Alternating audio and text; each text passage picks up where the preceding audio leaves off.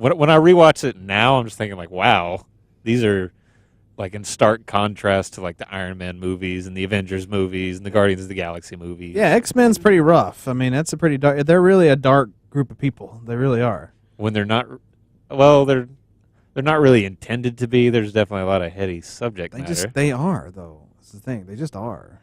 Yeah, they're gritty. They're gritty. They are the good kind of gritty, but just sometimes. Just sometimes. Just sometimes. They can mess it up sometimes. In your case, you think Logan messed up. I still didn't see Logan. I didn't see Logan, but I mean, word comes back from those who did and said it was pretty good. So yeah, I don't really know anybody who doesn't like it, which is kind of shocking. I don't like Logan. Well, aside from me and Sheila, I don't know of any other dissenting opinions on Logan. Well, again, let's see what Logan's Rotten Tomato score is. It was like 93, I think. It was high. It was 91 I was like, wow, or something. when I first saw it. Yeah, I'm pretty sure it was pretty high. It was just, I don't know. What was Power Rangers score? I don't think I've ever. Pretty low. It was pretty low. Logan got 92. Yeah, I was right in the middle. There it is. Yeah. No way that's going to beat Guardians of the Galaxy 2. No. Logan is going to beat. Yeah, Logan beat. Yeah. It might be Guardians of the. I mean, I don't know. Yeah. Poor old Power Rangers got 47%, but I still thought it was pretty good. Yeah, they got 47. I still thought it was pretty good. It was a good film. It's the Rotten Tomato. Yeah.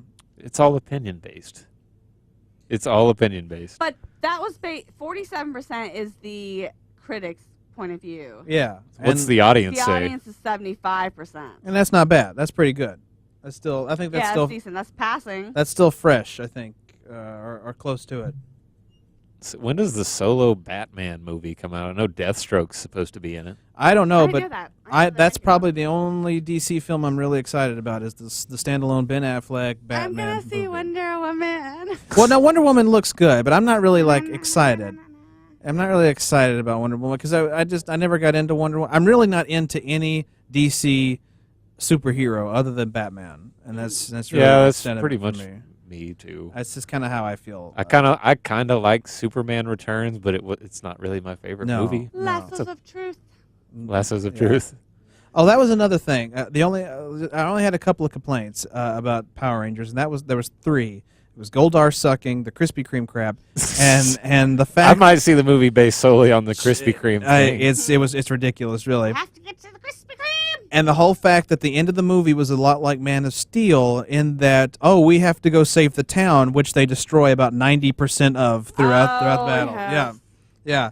Because they're in their Megazord, and they have to fight Goldar, and they just keep walking over buildings, just falling into them. Oh, we're saving the town, but your home is destroyed. And Sorry. They probably had to kill like a few folks at least. Some people had to have died. Yeah. Mm-hmm. Are there actually depictions of people dying in this Power Rangers movie? Well, there's only one scene where there was a depiction of people dying. Rita is trying to get gold throughout the whole film to create Goldar. And she goes into a jewelry store where a happy couple is trying to find their engagement rings. Aww. And a woman and the woman is there trying to help, and the woman calls the police or pushes the button for the police to get there, and when the police gets there, she gets pissed and lights the whole place on fire, and everybody inside dies. So that was like the only depiction of people dying. Now in the fight scene at the end, it didn't really give that much of a. Most people are out running away from the city. So. Whereas Man of Steel, you didn't see anybody running away. You saw Lawrence Fishburne and Amy Adams, and that was it. That was all you saw. In Power Rangers, everybody's running away. So a lot less. If any people died, it was a lot less than Man of Steel. I have to say that Metropolis is probably much bigger than the Power Rangers town, though. Oh, without a doubt. There's probably less chance for collateral damage. Yeah. They have those, there's no giant buildings in Angel Grove. You remember the idiot bullies in the Power Ranger TV show? Oh, Bulk and Skull? Yeah, were they in the They were not, and I was very happy about that. Or were they? Or were they? Billy got picked on by some guy. I don't think I ever heard his name.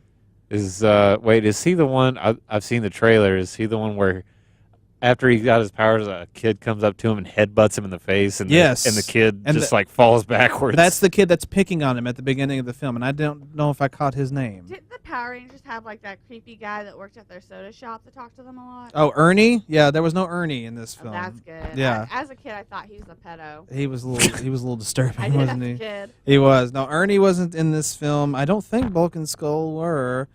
And there was no Lord Zed, but this is Rita's time. In the original series, it started out with Rita and then went to Lord Zed. So, yeah, there's a sequel. It's set up for a sequel. Spoiler alert again. There's a mid-credit scene, not a post-credit scene, mid-credits, where they're all in the classroom and the teacher says... Guardians has a post-credits. Maybe. And the teacher says, Tommy, is Tommy here? Tommy Oliver? And we all know Tommy, of course, is the 6th Power Ranger. the green one. The green one, eventually the white one. But the irony of that scene is he's not there. He's not in his seat. He's not there at the moment, but he's supposed to be there.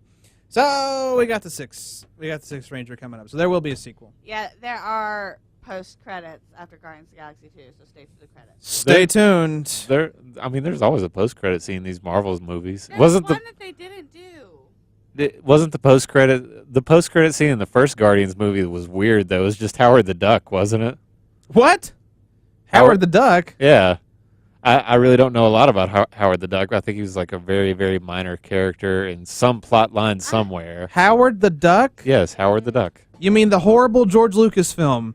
Possibly. It might have been, That yeah. came out in the mid-'80s, Howard the Duck. Yeah, he was the post-credit scene in the first Guardians movie. I think he's like smoking a cigarette or having a drink, and he's like, yep, I'm terrible. I have not... I think that was the post-credit scene. I do not remember that, and I own Guardians of the Galaxy. I don't remember that part. No, he was in He's been a part of Spider-Man. He's been a part of Marvel Zombies. He's a part of Civil War. He was? Howard the frickin' Duck is a part of Civil War.